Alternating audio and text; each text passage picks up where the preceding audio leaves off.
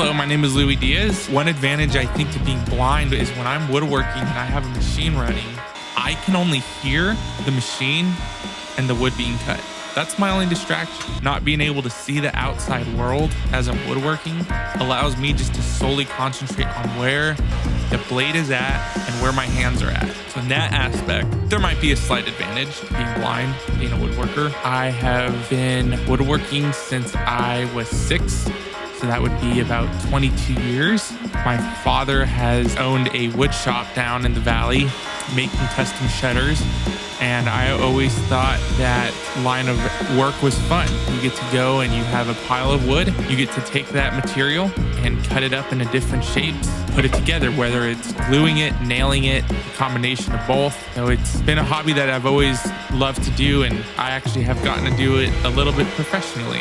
It's fun when you can make a little bit of money doing something you love to do. It's also something that's very tactile. You can feel everything. A lot of the times when you're sanding something or putting something together, you're not looking to see if it's flush. You're feeling with your fingers, is it flush? I've even noticed that woodworking with sighted people, you can hear their fingers rubbing up and down the side to make sure things are flat. Because it's a hobby of love, it really allows me to clear my mind and I just become very relaxed. People can't just show me a picture saying, hey, I want this. For me, I'd have to mentally feel it. I have a mental idea of what they want, and then I build it, if it's going to be real complex, I can make up little mock versions of it with cheap lumber. To me, it's fun getting dusty. I saw something that said sawdust is man glitter. So I like getting full of glitter, I guess you could say. So cutting boards, they can actually be pretty simple to make. After I cut the boards up in strips, I'll dry assemble them. So I'll lay the boards together and I'll squeeze them on one side, glue the boards together, put a clamp on each side. For me, to make a good quality cutting board, I have to take my time because I don't have the advantage of just looking. I have to feel everything.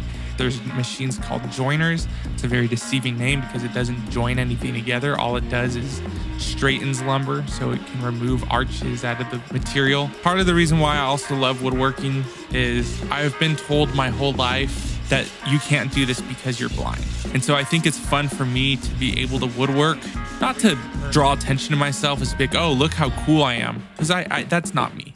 I don't do this to brag or to boast.